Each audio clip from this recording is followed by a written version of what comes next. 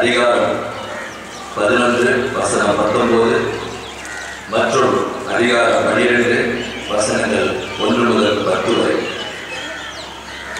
அப்பொழுது விண்ணகத்தில் கடவுளின் கோவில் திறக்கப்பட்டது.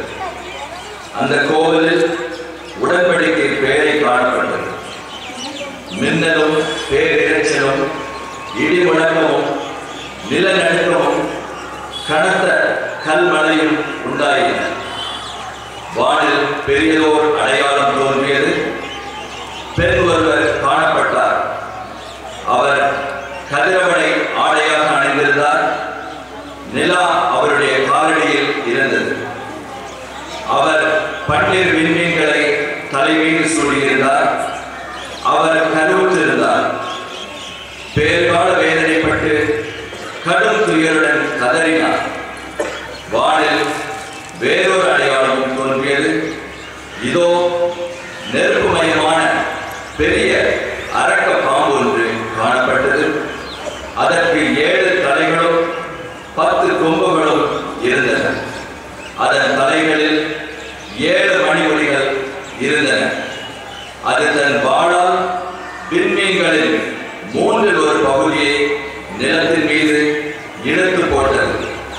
பேர்கால வேதனையில் இருந்த அப்பெண் பிள்ளை பெற்றவுடன் அதை விழுங்கிவிடுமாறு அரக்க பாம்பு அவர் முன் நின்று விழுந்தது. எல்லா நாடுகளையும் இருப்பு போர் கொண்டு நடத்தவிருந்த ஓர் ஆண் குழந்தையை அவர் பெற்றெடுத்தார். அக்குழந்தையோ கடவுளிடம் அவரது அரியணை இருந்த இடத்திற்கு பறித்து செல்லப்பட்டது. அப்பெண் பாலை நிலத்துக்கு ஓடிப்போனார். அங்கு 1260 நாள் அவரை பேணுமாறு கடவுள் அவருக்கென ஒரு இடத்தை ஏற்பாடு செய்திருந்தார். பின்னர் விண்ணகத்தில் போர் மூண்டது. மிக்கேலும் அவருடைய தூதர்களும் அரக்க பாம்போடு போர் தொடுத்தார்கள். அரக்க பாம்பும் அதன் தூதர்களும் அவர்களை எதிர்த்து போரிட்டார்கள். அரக்க பாம்பு தோல்வியுற்றது. விண்ணகத்தில் அதற்கும் அதன் தூதர்களுக்கும் இடமே இல்லாது போயிற்று. அப்போது அரக்க பாம்பு வெளியே தள்ளப்பட்டது. அழகை என்றும் சாத்தான் என்றும் அழைக்கப்பட்ட அதுவே தொடக்கத்தில் தோன்றிய பாம்பு உலகம் முழுவதையும் ஏமாற்றிய அது மண்ணுலகத்திற்கு தள்ளப்பட்டது. அதன் தூதர்களும் அதனுடன் வெளியே தள்ளப்பட்டார்கள். பின்பு விண்ணகத்தில் ஒலித்த பெரியதொரு குரலை கேட்டேன். அது சொன்னது, இதோ மீட்பு, வல்லமை, நம் கடவுளின் ஆட்சி, அவருடைய மெசியாவின் அதிகாரம் ஆகிய அனைத்தும் வந்துவிட்டன.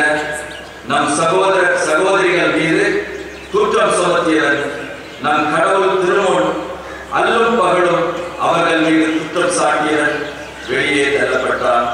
இது கடவுளுடன் அருள்வாக்கு.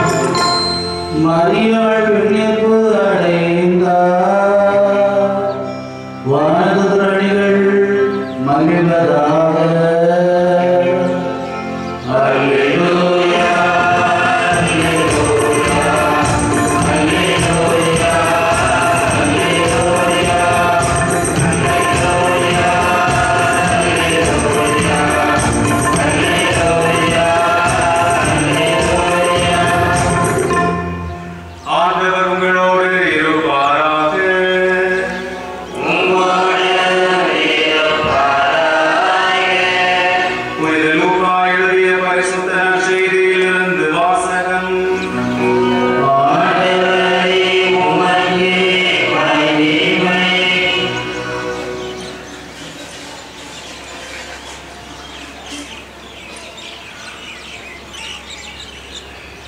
அந்நாட்களில் மரியா புறப்பட்டு யூதேய மலை நாட்டில் உள்ள ஒரு ஊருக்கு விரைந்து சென்றார்.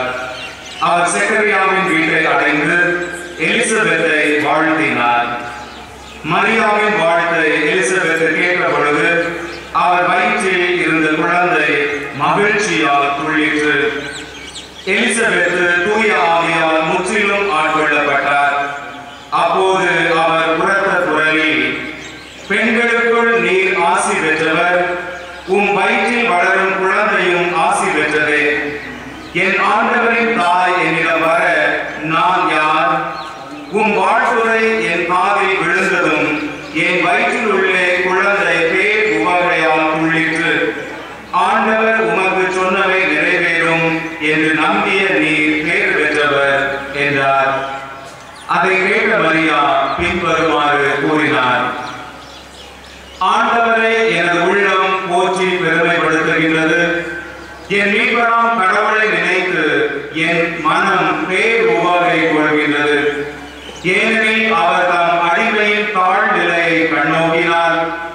இது முதல் எல்லா தலைமுறையினரும் என்னை பேர் பெற்றவர் என்பர். ஏனெனில் வல்லவராம் கடவுள் எனக்கு அருள் பெரும் செயல்கள் செய்துள்ளார். தூயவர் என்பதே அவரது பெயர். அவருக்கு அஞ்சி நடப்போருக்கு தலைமுறை தலைமுறையாய் அவர் இரக்கம் காட்டி வருகிறார். அவர் தம் தோள் வலிமையை காட்டியுள்ளார். உள்ளத்தில் செருக்குடன் சிந்திப்போரை சிதறடித்து வருகின்றார். வலியோரை அரியணையில் நின்று தூக்கி எறிந்துள்ளார். தாழ்நிலையில் இருப்பவரை உயர்த்துகிறார். பசித்தோரை நலன்களால் நிரப்பியுள்ளார். செல்வரை பெருங்கையராய் அனுப்பிவிடுகிறார். மூதாதையருக்கு உரைத்தபடி அவர் ஆபிரகாமையும் அவர் தம் வழிமரபினரையும் என்றென்றும் இரக்கத்தோடு நினைவில் கொண்டுள்ளார். தம் ஊழியராகிய இஸ்ராயேலுக்கு துணையாக இருந்து வருகிறார். மரியா ஏறக்குறைய 3 மாதம் எலிசபெத்தோடு தங்கியிருந்த பின்பு தமது வீடு திரும்பினார். இது கிறிஸ்து வழங்கும் வாழ்வு தரும் நற்செய்தி.